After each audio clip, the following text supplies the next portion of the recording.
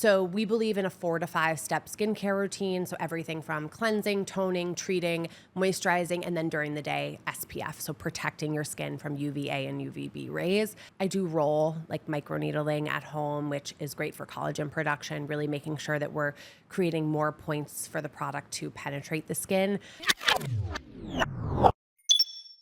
Literally ecstatic you're here. I already know it's gonna be one of my favorite episodes, like just from the 3 minutes we've talked. Let's just start from the beginning. Tell us more about your background and what got you passionate about skincare. Yes, I'm so excited to be here, first of all. Thank you for having me. I hope this is one of your best episodes. I'm really, really excited. My background. So I grew up in a family of skincare pioneers, actually. And then I turned that into my career myself. But starting back in the 70s, my grandmother pioneered skincare. She started the first accredited aesthetic school in the country called Katherine Hines Institute of Aesthetics. And I grew up in that world watching my grandmother and my mom run this amazing business that was helping people take care of their skin. And I knew I wanted to go to college on my own and perhaps have a career on my own. And so I went to Tulane in New Orleans, go Green Wave. I moved back to Boston and had a quick job in fashion. I was in the planning department at TJX. And then I was like, corporate's not for me. I'm just like not able to be in that like box. And I got a job at a small company at the time called Birchbox. And I was head of beauty partnerships there. And it was the most incredible experience at a very young age. I was there for, call it 4 years. I then went to work at a couple other beauty brands. And then while I was in this decade long of a career in beauty, I wasn't getting facials. And that's what led me to start my company. And I was like, I need to start something that is super accessible for people like me. And that's where Glowbar came about. That is very epic. We're going to dive all into that. I want to understand like how you went about deciding you wanted to be in the beauty industry. I think for a lot of us when we're early in our career, like it's not a job, just what job do we want, what role do we want to pursue, what type of company, but even what industry. And I feel like you clearly have thought about this from a very young age based on the exposure from your family. Yes. I think having that exposure, like you just said, it definitely gave me a taste at my dinner table from ages 0 until 18, right? Hearing about it and hearing how fun it sounded and how innovative the industry is. The beauty industry is so special because it moves so quick. If you think about it, even from a consumer's perspective, the amount of lip glosses and concealers we are told about, and blushes now, but we don't need to get into that, on a weekly, monthly basis, it's moving so fast. And I think that's what I really loved. I'm fast moving myself. So I always wanted to like really be in an industry that was innovative and fast moving and exciting. And also, I'm like your typical girly girl. Like I love beauty. I love this industry. And so for me, I just followed my passion. I was doing friends' makeup, waxing their legs from a very early age in my like bedroom at home. And so I think it was just really what I was meant to do. And coincidentally, my mom did it and my grandmother did it. And so it's certainly feels like it's in my DNA somehow. Totally. So you said Birchbox was a tiny company at the time. It's definitely not a tiny company anymore. Right. And then you ended up working at Beautyblender as well. Mm-hmm. So how did like your experience at these companies shape your leadership style and your vision for Glowbar? Yeah, that's such a great question because I'm a big proponent of working somewhere else before you start your own business. The amount of mistakes I haven't had to make while running my own company because of learning them prior are profound.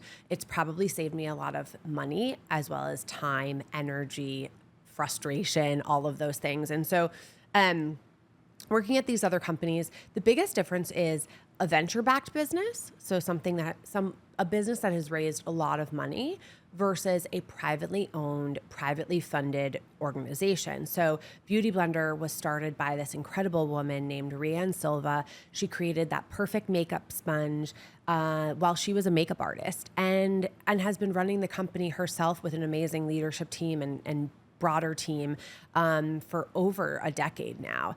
And so working at that compared to Birchbox, which was mainly venture-backed, you learn how decisions are made, how the business grows. how the team grows and things like that. And so both of those experiences really gave me a well-rounded place to start Glowbar and know which of those do I want to look like, or do I want to create something and build something in a way that's got a little bit of each of them and hopefully can avoid some of the mistakes I saw both sides, make, or challenges, not even mistakes, really just challenges. Right. So I'm so curious, which ones did you pick and choose? I think that I will always tell people to raise less money than they think they want to. Not that they need. I didn't say need. You should always raise a little bit more than you need. But when you raise too much capital too quickly, the expectations for you to grow and scale are that quick as well. And that's not how the world works for 99% of companies. And so if you really think you're the next Meta, Instagram, TikTok, I really say this genuinely, unless if you think you are that 1% right now, just raise exactly what you need and be really, really scrappy, because what I've seen at Birchbox was they raised a ton of money, and that's super incredible to have people believe in you in that way.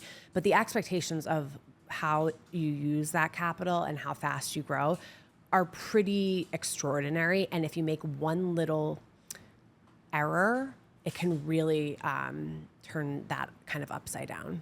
Totally. And as a founder, you give your soul to this baby, and you probably will work on it for a decade if it's going to exit at some point. And if you end up not exiting, if the company's just not meant to exit in the way that traditional venture-backed companies are meant to exit, then you could spend 10 years of your life and not make a dollar, even if your company is amazing and super successful, simply because you raised money, versus you could bootstrap something, take as long as you time, and maybe it doesn't hit venture-backed returns. Maybe it sells for $10 million or $20 million one day.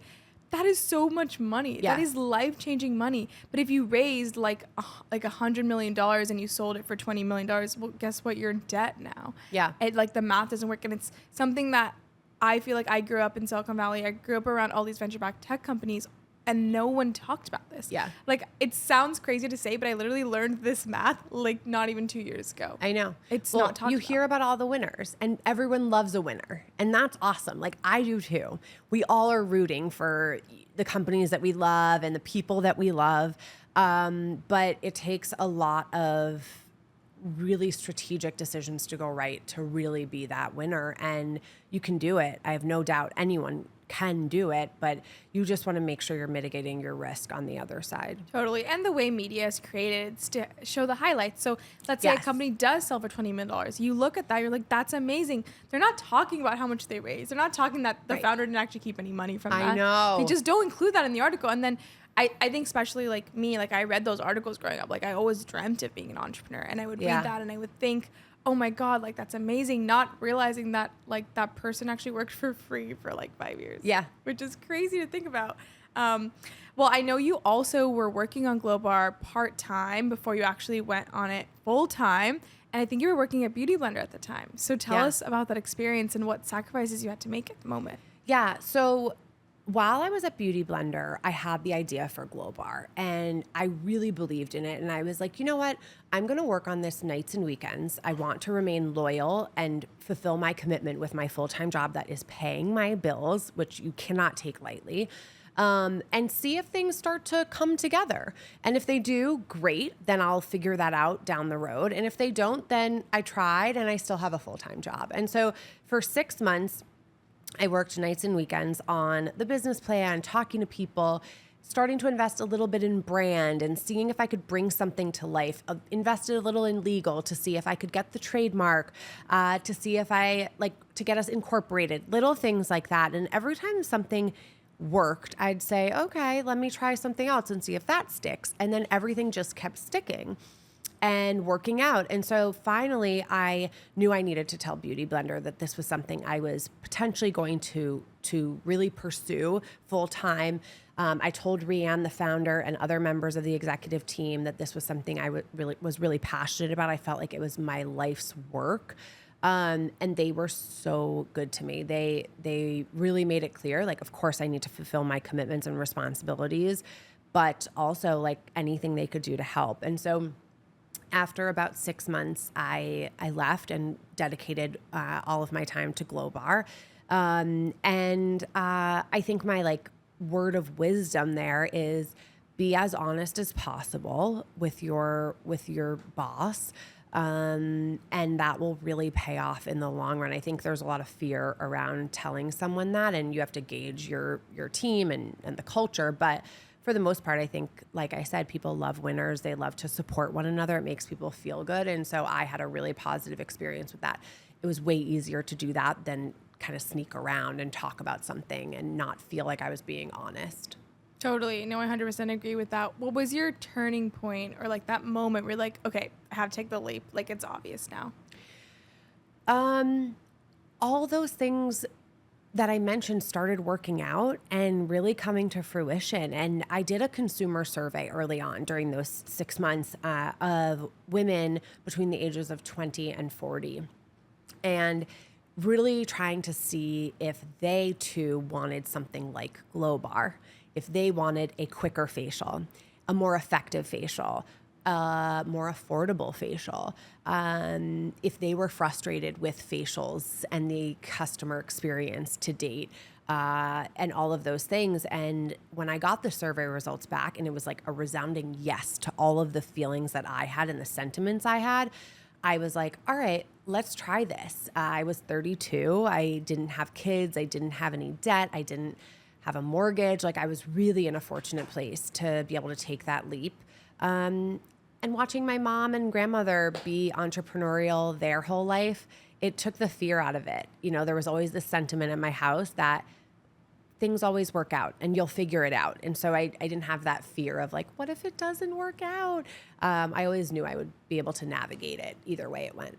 Totally, it makes sense. I always have this question, and I still wonder, like, do you think being single has its advantages when you're starting a company, or do you think it's like better for founders to be in a relationship and like have that support from your partner, or is like there not a right or right answer? It depends on you, maybe. I think that this is a topic that is not discussed enough. So I love that you just brought that up because I started my company single, and I was always looking for someone to role model myself after. Starting a company single, didn't have a partner to pay the rent, pay for our lives, give me emotional comfort at home when the days were not great and when the days were amazing, celebrate with. And for me, I was probably meant to go through that on my own, maybe so that I could sit here today and talk about it with you and hopefully inspire other single women that they too can do that. Maybe that is my purpose in this life. In many ways, it would have been easier. So again, perhaps I could have lived off of making $0 for longer if I had had that financial support at home. It's tough running a business. And I always say the hardest part is the emotional resilience. It's not the actual work. You know how to send an email. You know how to pitch yourself. You can put together a PowerPoint or Excel or whatever you need to do. It's the picking yourself up every single day when things don't go perfectly, and they rarely do. So yeah, it's something I want to talk about with more women and encourage them to take that leap of faith in themselves as a single woman more often. Yeah, well, I love that you said that. Something that I say all the time is like the way to really make exceptional change in your life is like put stake in the game. And there's really no better hustle or motivation you can have when your fire is like under your ass and like things are on the line and you're like, holy shit, like I have to make this happen. And in some ways, like maybe the universe needed you to be single at the moment for you to be like, well, I gotta pay the bills. I gotta make this work. And it was actually the right fire you needed to make this entrepreneurial dream a reality. Yeah. And so maybe it was just like the only way it needed to be done. Yeah. I love what you just said. And it reminds me of something that I always am saying, that is, money doesn't talk, it screams. And I say that and I try to have as healthy of a relationship with money as possible. And I certainly have fears around it, or, you know, have stories around it. But when you need to pay your rent and you need to start generating income for yourself, that voice is screaming in the back of your head and will get you up every morning. So yeah, I think there's something really real about that. And you got married at 36, right? I did. Yeah. And how did that timing compare And how did that help you at that moment professionally and personally? I think that I was ready to meet someone, and my business was ready to have me be a little bit more focused on my personal life. I do think that I just gave 150% to Glowbar for the first few years. There was nothing distracting me. No wedding, no new relationship. It was really all about Glowbar, and I think the business needed that. And then when I met my husband, it was also meant to be, in a sense, you know, like just like starting Glowbar as a single woman, I think was meant to be. I think I was really ready for it. My business was ready for it. And also I knew myself better. I knew what I wanted. I knew what like really I deserved. I knew I was worthy of love. And so, yeah, starting a business, you will go through more personal growth and development than I think doing anything else. What were like the top challenges that you faced in the beginning of it? The confidence, like I mentioned, the emotional resiliency. So should I really do this? Is anyone going to like this? Am I the right person to do this? Is anyone going to give me money? Is anyone going to come in? Like all of those doubts and fears in my head, I had to overcome every day. And so that's like a mental marathon every single day. And you slowly, the way I handled it was I just started getting really comfortable being vulnerable and asking for help. And so the biggest challenge for me that I had to overcome before starting Glowbar was to feel comfortable saying, hi, I need help. I don't know how to do this. And the best way to learn how to do that is starting a business, because it is not just one person. There are so many people that are helping you, supporting you, answering questions all day long. To this day, I always have at least 3 text messages out asking someone how they do something. To this day, 5 years into this. Totally. I mean, literally, it's not about having confidence like once. You have to literally have it every single day to wake up and decide today I'm gonna believe in myself, and then tomorrow you're gonna wake up and that's not taken for granted. You have to decide again. Yep. Or you're not gonna be able to execute that day and like keep going along that race. Like I always like struggle with that. And I was literally telling you this before. I was like, oh yeah, I like to do my hair and makeup. Yes. Because you can call it superficial, but it literally gives me the confidence I need. And that's just what works for me. And if I need to have confidence every single day, sometimes I just need to like do my makeup and hair every single day if that's what I need to do. Absolutely. And that's not necessarily what everyone needs to do. That's just what works for me. I find it like interesting and full circle as well for you as an entrepreneur that this was something that I had to go through, because Glowbar's mission is really about helping women build that self-confidence through self-care, which is so interesting. So I'd love for you to share more about how you like landed on that mission and how Glowbar actually like does that for women. Yeah. So when you're a founder and people are like, so what's the company's mission? You're like cross-eyed. You're like, you know, it's not always so clear. And everyone thinks that like before you start a business, you already know what the mission should be, the value proposition, the culture, like the values for the organization, all these things. But everyone needs to remember that these things are decided upon by 1 or 2 humans at the beginning. And oftentimes they're pulled out of thin air and said, let's try it. And often it works because it's something that comes from within. And so there's that passion there from the founders that are creating something, and they know what the value should be and the mission. And so for me, it was a big part that was something that I really cared about. I knew that as a confident woman, I did the best things. When I was lacking confidence, I was not my best self. And so I knew that I wanted to build confidence in other people, because it's the greatest feeling in the world. Women, I think, when they do have confidence are like, I mean, what can't we do, I would say. But so there was that, but then there was also this part of me that really thought about when a consumer and a woman predominantly get a facial, how do they feel afterwards? And the thing I kept coming back to was they felt just confident to take on their day. They felt like they checked off self-care. They took time dedicated to just themselves, not their kid, not their partner, not their business, not their boss, not even kind of society of the gym and all of these things that we're kind of pressured into doing. And that's a heck of a lot of confidence when you feel like you really just gave yourself that moment. And so I encapsulated both my own mission in life to help people feel confident in their skin and what I just described. And we led with that mission, and it resonates with so many people, and it really resonates with me to this day when I'm talking to my team and explaining that that's our mission, because I know what it feels like to be insecure. I know what it feels like to lack that confidence, whether it's in my skin, in my body, in my mind, in my brain. Like, my whole thing is like, am I not the smartest? Like, that was always this conversation.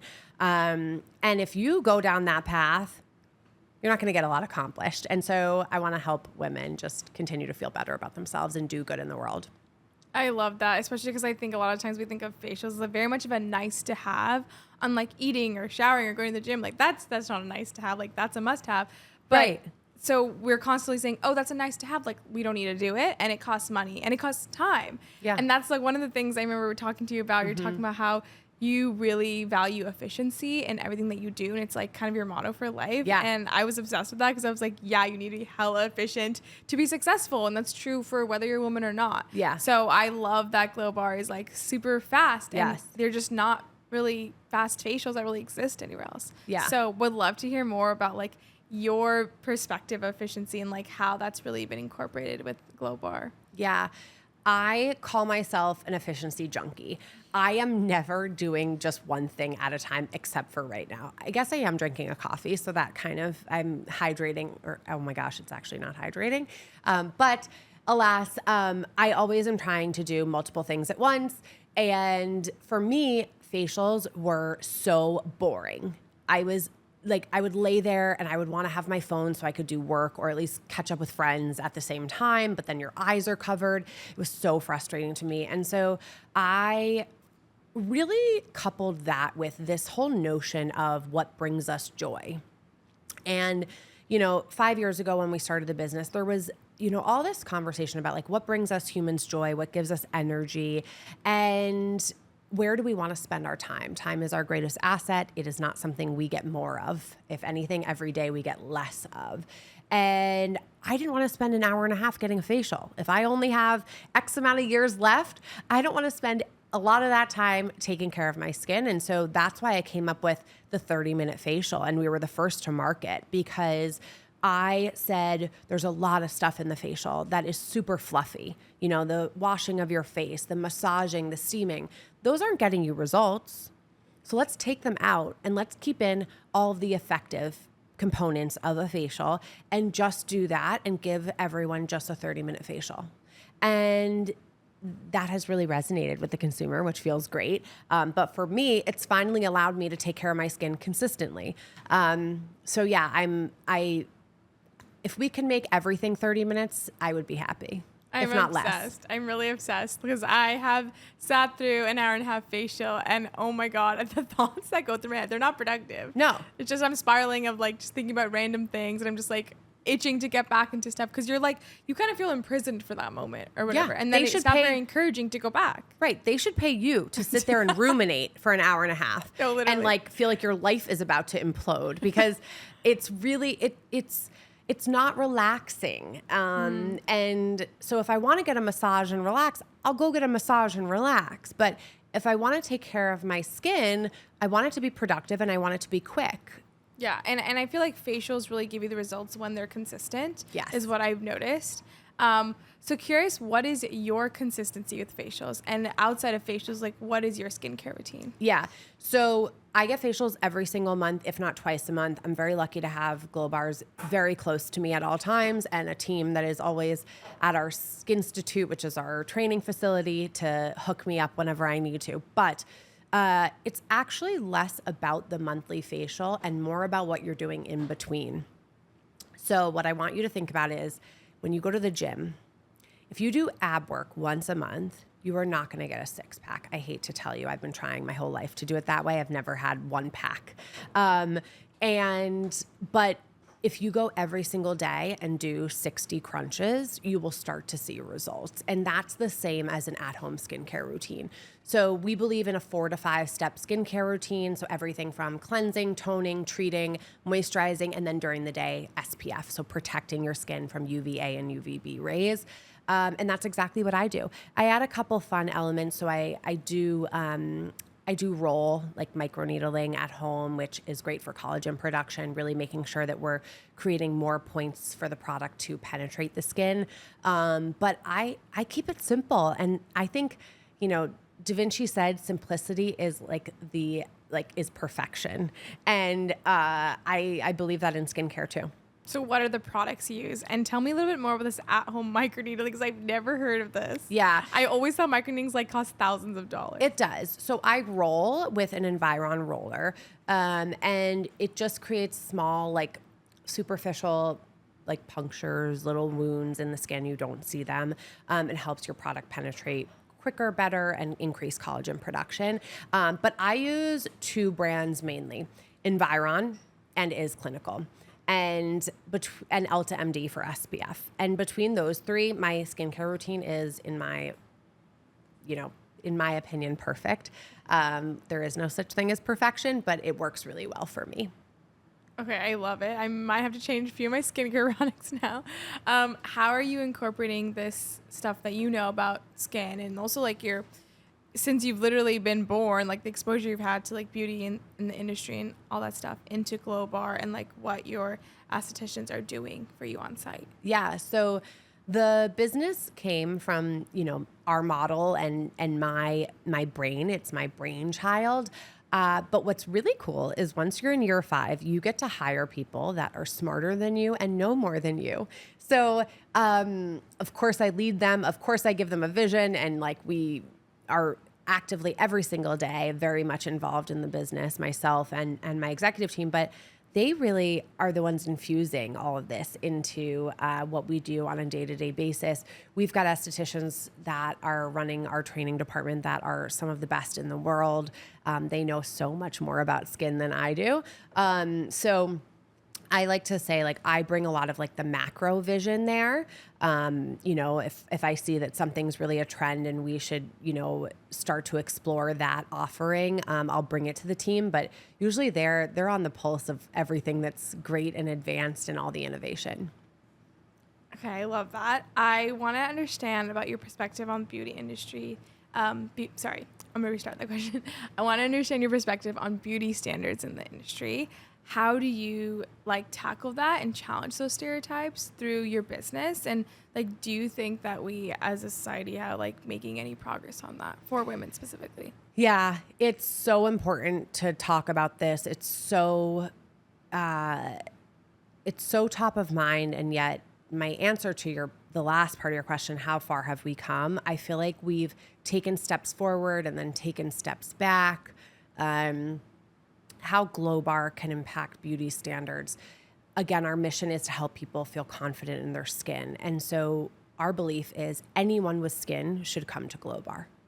I don't care what state your skin is in, what you feel you look like, come into Glowbar and we will take care of you and help you feel a little bit better every single time you come to us. As far as our brand goes and how we're impacting that, Glowbar embraces imperfections in skin. So much of our build outs actually and our design are actually reflective of our understanding of skin is not perfect. So actually around our space, we have these walls that have imperfections in them. And actually they're porous. So they actually have pores. And that was intentional because we're it's not a perfect wall. It doesn't look perfect, just like our skin. It has pores. You can see them. And so we do that there. We also, our brand color is Glowbar Red. And Glowbar Red is this orangey red. And it really symbolizes energy, optimism, empowerment, and symbolizes boldness. And boldness in the way of, we embrace redness. We all have redness in our skin. Pimples are usually red. When you have a breakout or rosacea or eczema, it's usually this color red. And instead of shying away from it, we actually said, we're going to lead with it. And we're going to hope that everyone realizes that Glowbar is here to stay, here to help you, and will not shy away from any concerns that you have.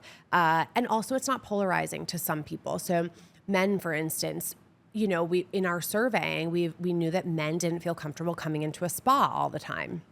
And so spas typically use pinks and lilacs and, light greens and have this spa element that feels very for lack of a better word, girly and feminine.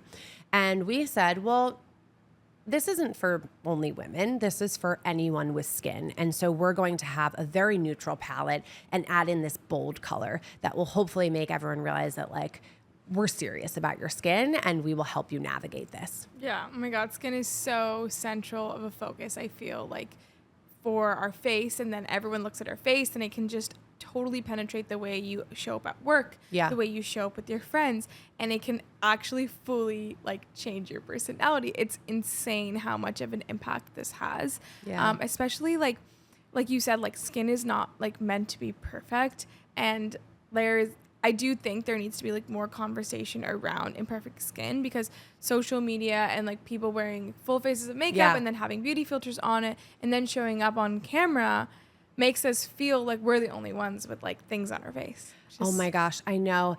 And I try to remind myself that social media, call it Instagram, TikTok, you know what? If that's your highlight reel, then okay, use a filter. Like the Paris filter is my friend. I will not deny that. I use it on every single story. But when you see anyone in person, including myself, I do not look like that. And if we ever claim to say that we look like that, that's where I get a lot of like frustration. Like I try to keep it really real, really raw, really inspiring on my page or like, you know, pages, and just, I would never be like, this is actually what I look like. And I think that's where we have to be careful with the younger generations to make sure that they're really aware that this is a highlight reel. This is our personal portfolios, right? It's where people look you up if they're going to date you. They want to know what the real deal is. And it's not always reality. Totally. What is the legacy you want to leave to the next generation through your company, through your personal journey? It's really our mission, which is I want people to feel confident in themselves, whatever that looks like. So literally down to how your skin looks. I don't care if you have acne. I want you to feel confident. I want you to feel taken care of. And better about yourselves. And so for me, opening Glowbars nationwide and worldwide and helping those communities that we go in feel confident in themselves, I will die a very, very proud woman. And all while hopefully just me, whoever I can reach, inspiring them to just be real and honest and not feel insecure about themselves, like on a day-to-day basis, is like my goal every day.